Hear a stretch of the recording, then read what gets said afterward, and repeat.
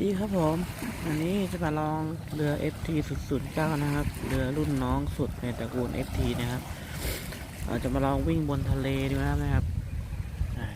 มันจะวิ่งได้ไหมเรือลำเล็กลองดูเลยนะครับเดี๋ยวจะโยนลงทะเลเลยนะครับรุ่นนี้โยนลงทะเลได้เลยนะครับไม่ต้องเปิดสวิตช์นะครับมันจะมีเซ็นเซอร์นะครับ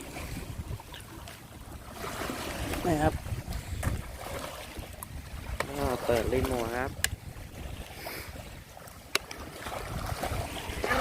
โอเคโอ้ผมไปโดนมือไปโดนพิมพ์ครับเรือหมุนเองเลยผมปิดทีมโอเคนะครับเรียบร้อยครับ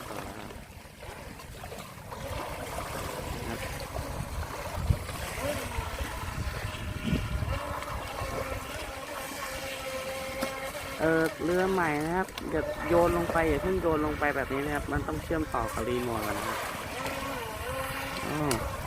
โอ้ยิงดีเหมือนกันนะครับ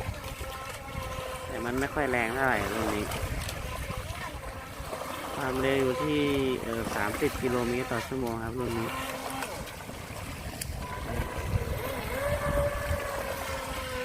แบตผมไม่ค่อยดีเลยนะครับว่าผมกระโดดเป็นครบเลยครับ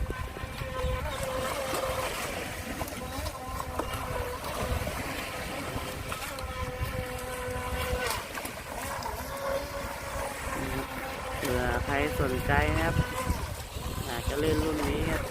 ไปเที่ยวทะเลไปนะครับความรุ่นนี้สามารถพลิกกลับมาเองได้นะครับนี่ไม่ต้องกลัวคว่ำไม่ต้องกลัวน้ำเข้านะเผื่อใครจะไปเที่ยวทะเลไปนะครับพกติดตัวไว้หน่อยเล่นเล่นได้เพื่อเล่นดีน่าแรงในระดับหนึ่งครับแต่ไม่ได้แรงมากเหมือนกับรุ่นที่ FT011012นะครับตัวนี้แบตผมไม่ค่อยดีเลยครับแบตมันบวมเดี๋ยวผมจะลองเปลี่ยนแบตก้อนใหม่ลงไปดูนะครับ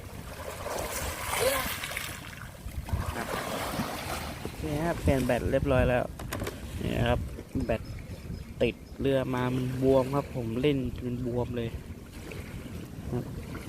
อันนี้ผมเอาแบตของ WL12428 มาใส่นะครับเป็นลิเธียมไอออนนะครับแต่มันก็จะไม่ค่อยแรงเท่าไหร่นะลองดูเปิดรีโมทนะครับ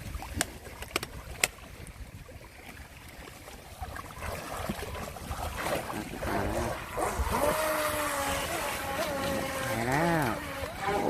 ความอีกแล้วครับโดดดีครับเล่นสนุกดีไหมนะครับลองดูครับเผื่อใครกำลังมองหาเรือบ้างครับFT009นะครับราคาไม่แพงครับอะไหล่นี้ไม่ต้องห่วงครับ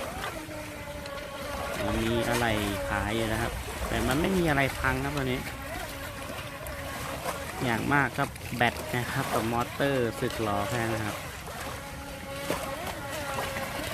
โดดดีนะครับเป็นรุ่นพี่อย่าง FT011012นี่ก็น่าจะเล่นสนุกกว่านี้นะครับแต่ราคาก็จะสูงขึ้นมาหน่อยลองดูนะครับใครสนใจ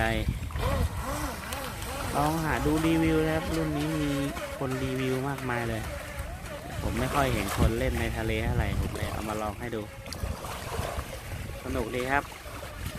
ถ้าขึ้นใหญ่ๆนี่น่าจะโดดมันน่าดูเลยก็แรงระดับหนึ่งนะครับ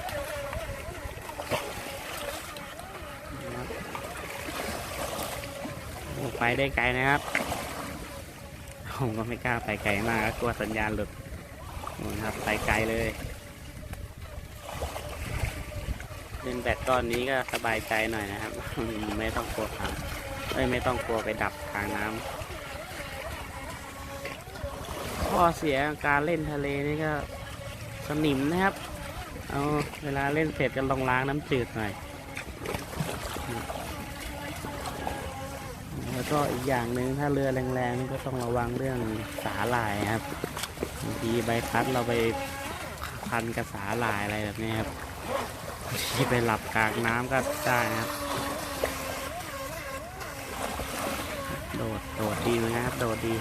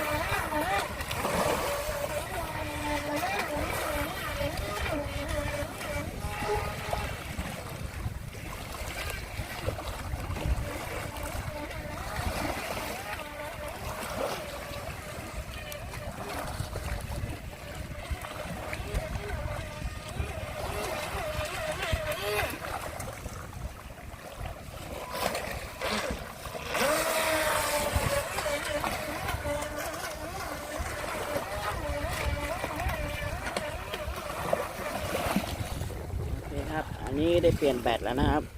ใส่เป็นแบต850มิลลิแอมนะครับ80 ซีนะครับมิลลิแอมน้อยแต่ค่าซีเยอะนะครับแล้วจะลองดูจะแรงกว่าเก่าไหมไปครับแรงขึ้นกว่าเก่าอยู่นะครับโดดกบเลยครับแรงกว่าเดิมเยอะโอ้ยทำไมมันจมอะครับไอ้เหี้ย